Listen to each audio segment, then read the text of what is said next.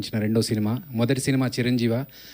యాదృచ్ఛికం ఏంటంటే చిరంజీవ సినిమాలో యమధర్మరాజు గారికి ఒక గుడి ఉందని, అది తెలంగాణలో ఉన్న ధర్మపురిలో ఉందని చెప్పడం జరిగింది. అలాగే ఈ సినిమాలో కామాఖ్యాదేవి టెంపుల్ మన అస్సాంలో ఉన్న గౌహాటీలో ఉందని చెప్పి ఒక ఉత్కంఠభరితమైన ఒక కథని మీ అందరికీ ప్రజెంట్ చేయడానికి తీసుకొస్తున్నామండి. ఈ సినిమాలు అంటే మామూలుగా సినిమా కానీ ఏదైనా కథలు కానీ అనుకున్నప్పుడు ఆ కథలు దాంట్లో నటించే నటీనటుల్ని కానీ సాంకేతిక నిపుణుల్ని కానీ ఆ కథనే ఎన్నుకుంటుంది అని అంటారు. అలా ఈ సినిమాకి అభిరామి గారు కానీ, ఆనంద్ గారు కానీ, సముద్రకని గారు కానీ, సమైరా కానీ వాళ్ళ కోసమే ఈ క్యారెక్టర్స్ని సృష్టించామన్నంతగా ఒదిగిపోయారు క్యారెక్టర్స్లో. Thank you so much. And మాకు చాలా సంతోషంగా ఉంది. అరే, మేము అనుకున్నప్పుడు ఎలాగైతే రాసుకున్నామో ఆ కథలో ఆ క్యారెక్టర్ని అలాగే ప్రజెంట్ చేశారు. చాలా చాలా సంతోషంగా ఉంది. అండ్ నాకు నా రైట్ హ్యాండ్, నా బెస్ట్ ఫ్రెండ్ రిషాన్. సో నా creative director of this film. నేను ఈ కథ అనుకున్నప్పుడు, ఈ కథ రాసుకున్నప్పుడు దాంట్లో అడిషనల్గా స్క్రీన్ ప్లే యాడ్ చేసి ఇంకా ఇలా చేస్తే బాగుంటుందని చాలా సపోర్ట్ చేస్తూ ఎప్పుడైతే మేమిద్దరం కలిసి రమేష్ నేను బాహుబలిలో పరిచయం, ఆయన సెంధిల్ గారి దగ్గర, నేను రాజమౌళి గారి దగ్గర పనిచేసాము. సో అలా మేమిద్దరం టీమప్ అయి ఈ సినిమాకి వర్క్ చేయడం జరిగింది. రమేష్ మాట్లాడుతూ ఇంతకుముందు ఓ మాట అన్నాడు, వెనకాల గాసిప్స్ మాట్లాడుకుంటూ బాగా తిట్టుకునే వాళ్ళమని.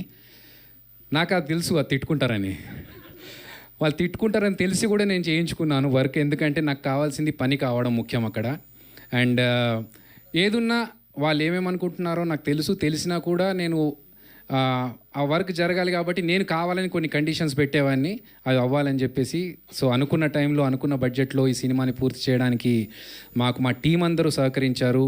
మా డైరెక్షన్ డిపార్ట్మెంట్ అండ్ అలాగే మణికంఠ డైరెక్షన్ డిపార్ట్మెంట్లో రామేశ్వర్, మనోజ్, ముఖ్యంగా రాజీవ్, అండ్ స్టంట్స్లో Rajesh Lanka, Eshwar choreographer.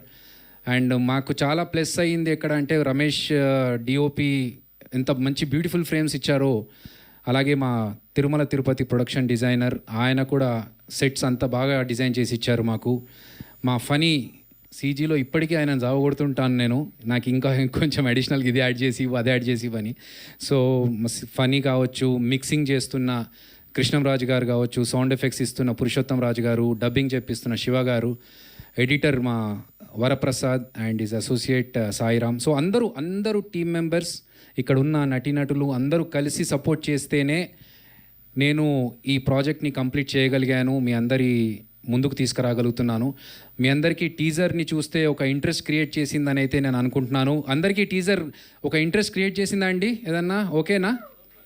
Thank you. So అదే ఇంట్రెస్ట్ని సినిమాకు కంటిన్యూ చేస్తాము. మీరు నెక్స్ట్ ట్రైలర్లో కూడా ఆ ఇంట్రెస్ట్ను ఫీల్ అవుతారు. అండ్ అలాగే చాలామందికి ఇప్పుడు నేషనల్ వైడ్గా హిట్ అయిన సినిమా దృశ్యం, అది మలయాళం సినిమా అయినా కూడా దాన్ని తెలుగులో రీమేక్ చేశారు, హిందీలో రీమేక్ చేశారు. అలాగే కహాని అనే ఒక హిందీ సినిమా ఉంది, that is also screen play based movie తుడురం. సో ఇలాంటి స్క్రీన్ ప్లే బేస్డ్ ఒక థ్రిల్లర్ మా కామాఖ్య అనే సినిమా మీ ముందుకు అదే మంచి పేరు తీసుకోవడానికి త్వరలో రాబోతుంది. మీ అందరి సపోర్ట్ కావాలి. ఒక యాక్టర్గా నాకు గత 24 సంవత్సరాలుగా మీరు అందరూ సపోర్ట్ చేస్తూనే వస్తున్నారు, నన్ను ఆదరిస్తూనే వస్తున్నారు. సో ఇప్పుడు దర్శకుడిగా నేను థియేటర్లోకి వస్తున్న ఈ కామాఖ్య సినిమాను కూడా మీరందరూ ఆశీర్వదించాలని, ముఖ్యంగా మా మీడియా అన్నలు మీరందరూ మమ్మల్ని సపోర్ట్ చేయాలని మనస్ఫూర్తిగా కోరుకుంటూ మా టీంని బ్లెస్ చేయండి. కామాఖ్య సినిమా చూడండి. Thank you so much. జై మా Kamakhya. Wish you good luck Abhi గారు. డెఫినెట్గా యాక్టర్గా ఆల్రెడీ మీరు సూపర్గా విజయాలు అందుకున్నారు, అండ్ డైరెక్టర్గా కూడా సూపర్గా విజయం అందుకోవాలని మనస్ఫూర్తిగా కోరుకున్నాం. అండ్ నా సముద్రకని గారు మాట్లాడతారు. అందరికీ